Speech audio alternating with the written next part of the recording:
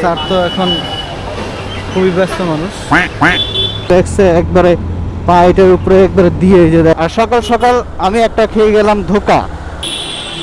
এই যে আমাদের রকি সাহেব, তিনি হচ্ছে ব্যস্ত আছে।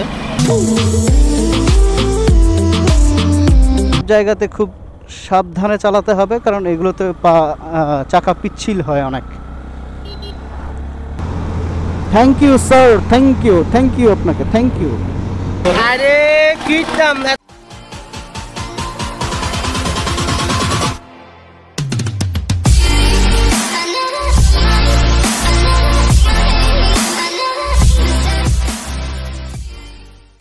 ঘড়িতে এখন 4টা বাজে, প্রায় 4টার কাছাকাছি। আমি হচ্ছে একটু পরেই বের হবো, খাগড়াছড়ির উদ্দেশ্যে যাব। আর যেতে পথে অবশ্যই আপনাদেরকে আমাদের যে রাইডের শেয়ারিং যে এক্সপিরিয়েন্স আছে ইনশাল্লাহ সেটা শেয়ার করব। তবে খাগড়াছড়ি কোথায় যাব আপাতত সেটা ডিসক্লোজ করতে চাচ্ছি না, ইন ফিউচারে সেটা আমরা যেতে পথে দেখব, কেমন? তাহলে চলুন শুরু করা যাক।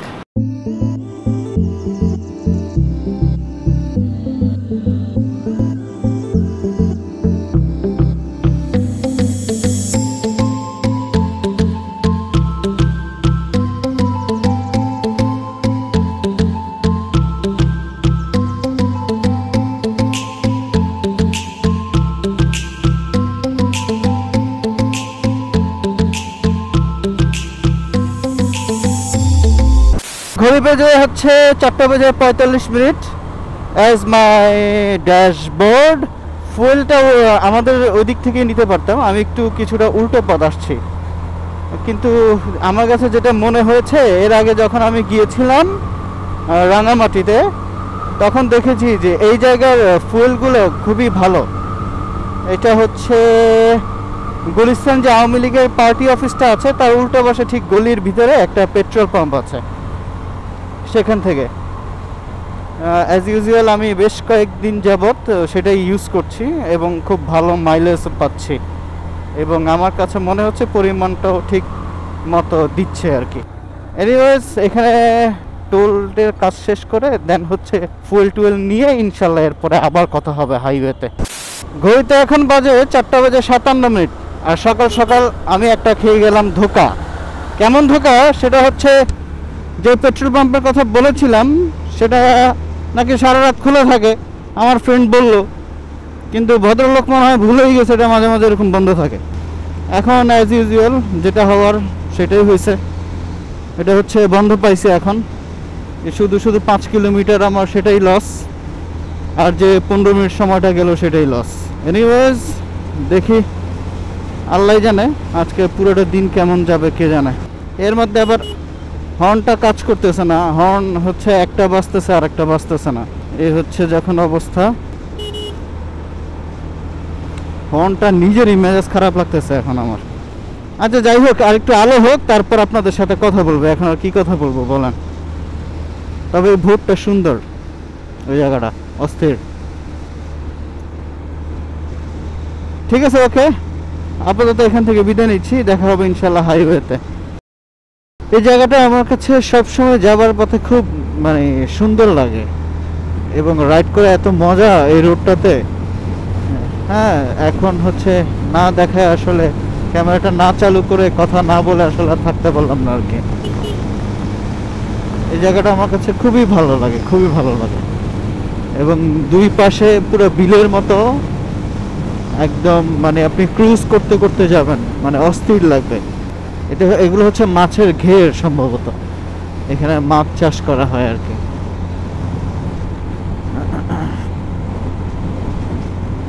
আগে বেড়াগুলো ছিল না, এখন ইদানিং আবার বেড়া দিচ্ছে, হয়তোবা পানি বেড়ে গেছে, মাছ নিয়ে যাবে, যার কারণে এইসব কারণে হয়তোবা এখন আবার বেড়া পুরো দিয়ে দিচ্ছে আর কি।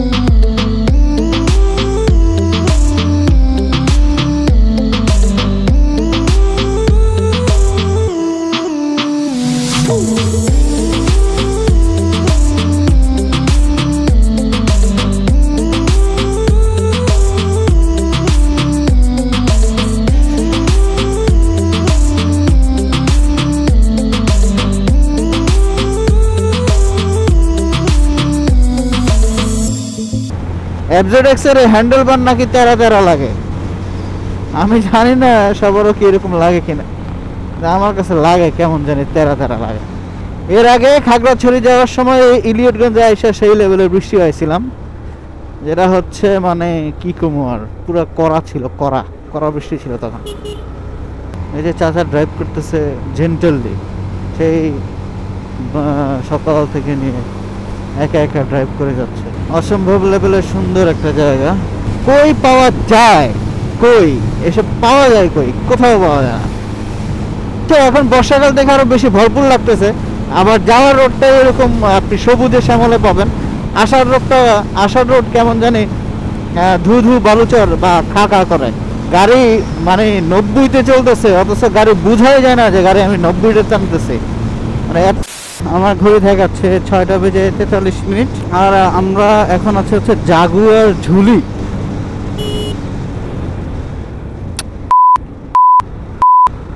আমার স্পিড ছিল কত, আরও আমার মানে দামই দিল না।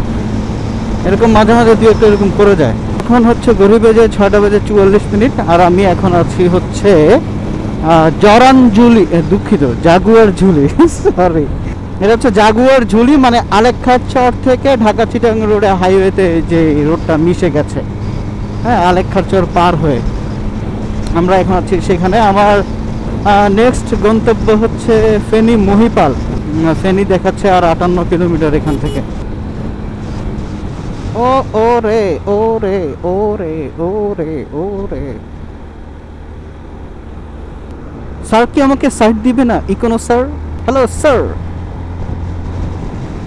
আমার রেইডার হইলে এতক্ষণ খেলা দেখাইতাম। Thank you sir, thank you আপনাকে, থ্যাংক ইউ, আপনি আমাকে সুযোগ করে দেওয়ার জন্য। আজকে আমার মাইলেজের মা কি আখ হয়ে যাবে, তার কারণ হচ্ছে আমি যেই হারে টানাটানি করতেছি, কৌদুয়াবাজার বিশ্ব রোড চলে আসছি। Good, very very good. মালদেরকে ফোন দিতে হবে, আমার যে ভাই ব্রাদার যারা আছে। এই পদুয়াবাজার বিশ্ব রোড চলে আসলে যখন বাড়িতে যাই তখন মনে হয় যেন চলে আসছি, কারণ এখান থেকে অল্প একটু লাগে ডান দিকে ঢাকা। এটা হচ্ছে নোয়াখালী কুমিল্লা যে আঞ্চলিক রোড আছে, যে এটা ওইটা হচ্ছে ওইটাতে। হ্যালো ভিউয়ার্স, ঘড়ি 7:09। এখন আমি আছি কুমিল্লা 14 গ্রামের পরে, এটা হ্যাঁ কুমিল্লা 14 গ্রামের পরে। আর আমার যে ভাই ব্রাদার যারা আছেন, যারা হচ্ছে ফেনী থেকে জয়েন করবে, মানে আমার নেক্সট গন্তব্য এখন ফেনী মহিপাল, তারা হচ্ছে এরপরে আমরা আচ্ছা যান বলেই দেই, আমরা হচ্ছে খাগড়াছড়ি যাব, সাজেক যাবার ইচ্ছা আছে, এখনো ডিসাইড করিনি। তবে তারা আসলে আপাতত ডিসিশন নিয়েছি যে সাজেক যাব, দেখা যাক কি হয়। তাদেরকে কল করেছিলাম, তারা এখনো রওনাই করে নাই। তাদের বলতেছে যে 1 ঘন্টার ডিস্টেন্স নাকি তাদের, এই জন্য তারা এখনো রওনা করে নাই। আল্লাহই জানে তারা কখন আসবে। আর আমি তো অলমোস্ট চলে আসছি। আমি এখন দেখেন 65, 68 এইভাবে চালাচ্ছি আর কি, যেখানে আমি ঢাকার ওইখান থেকে 90-তে চালায় আসছি। আমি মাইলেজের কোনো মানে তোয়াক্কাই করি নাই সময় বাঁচানোর জন্য। আর এই সময়টা এখানে কনজিউম করে ফেললো তারা, কি আর করবো, যাই আস্তে ধীরে। আমি এই যে রিল্যাক্সে একবারে পা এটার উপরে একবারে দিয়ে, এই যে দেখেন এখানে দিয়ে, কখনো কখনো এই পাটা দিয়ে মানে রিল্যাক্সে চালাচ্ছি, কোনো পেইন নেই। এটা হলো বাবুর্চি বাজার। তার মানে আমি অলমোস্ট চলে আসছি, হয়তো বা আর কত মিনিট 20 লাগবে সম্ভবত। এরা যা আমারে করলো, হুদয় আমার এত টানাটানি করে আনাইলো খাই শেষ পর্যন্ত। এখন আমার এখানে আইসা এখন সময়গুলো কনজিউম হইতেছে, রাগ উঠতেছে এখন এদের উপর আমার। ফার্স্ট ব্রেক যখন নেই, যে সেই 6টার সময় ওদেরকে কল করে বলে দিছি যে আপনারা বের হয়ে যান। আমি এখন ভদ্র হয়ে গেছি ভাই, 58-তে চালাচ্ছি, কারণ এক্সপ্রেসওয়েতে তো 58, আর এটা তো এক্সপ্রেসওয়ে। এনিওয়েজ, তুলবো না? মাইন্ড খাইছে নাকি আগে তুলে ফেলছেন? হইল কিছু, এই হাতটাকে একটু রিল্যাক্স দিতেছি। আরে গ্লাভসটা পরলে হাতে কেমন জানি ঝিনঝিন ধরে, বুঝি না। ডাক্তারকে বলছিলাম যে আমি যখন বাইক রাইড করি ইদানিং আমার হাতে ঝিনঝিন ধরে, বলে এটা সবারই হয় কম বেশি। আমি বললাম আচ্ছা ঠিক আছে, প্রবলেম নাই।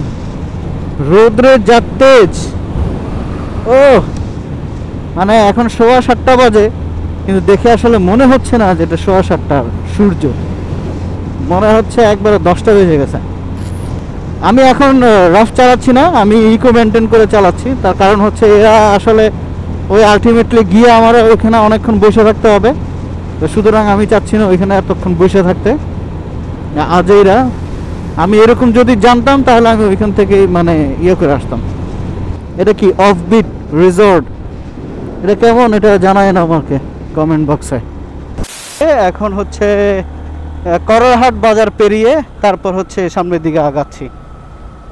আজকে হয়তো বা বিকেলে আর খাগড়াছড়ি সাজেকের স্পটটা ধরবো না, দেখি যত সময় পাই, যদি সময় পাই তাহলে খাগড়াছড়ি যাওয়ার সাজেক যাওয়ার ইচ্ছা আছে, আর যদি না যাই সেক্ষেত্রে হচ্ছে অন্য দিকে চলে যাব।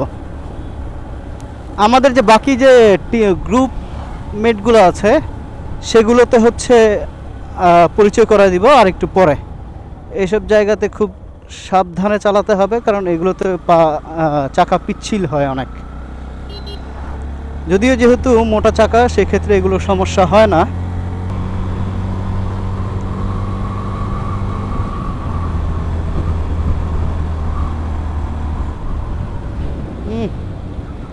বালুর ছিটকে এসে পুরো চোখের মধ্যে লাগতেছে। ভাইজার খোলা রেখে চালাতে হয়, কারণ হচ্ছে ভাইজার ঘোলা হয়ে যায়, পিন লক নাই, আবার এর মধ্যে যদি চশমা পরি তাহলে তো প্যারা আরো বেশি করে খেতে হয় আর কি। কিরে বৃষ্টি পড়ে? ঠিক আছে, তাহলে এই পর্যন্তই থাকুক। পরবর্তীতে আবার ইনশাল্লাহ যখন ফ্রি হব ইনশাল্লাহ তখন আবার যোগাযোগ করব।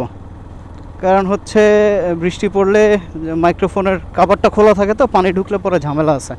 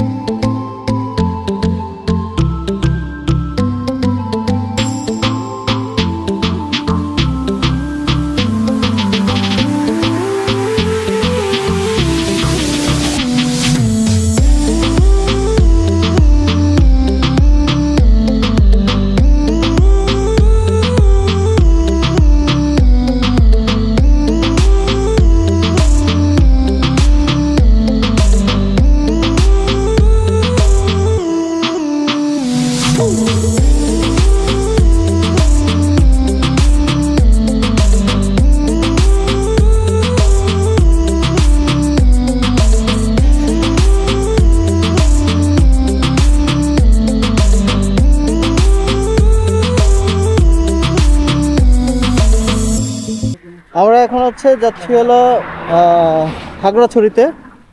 যে আমাদের দুইটা বাইক, সবাইকে পরে পরিচয় করাই দিব, এখন আগে উঠি কারণ রাইডিং চেঞ্জ করতে হবে। আমার মারাত্মক লেভেলে ঘুম পাচ্ছে, আমি সেই সকালবেলা ভোর 4টা থেকে রাইড করা শুরু করছি।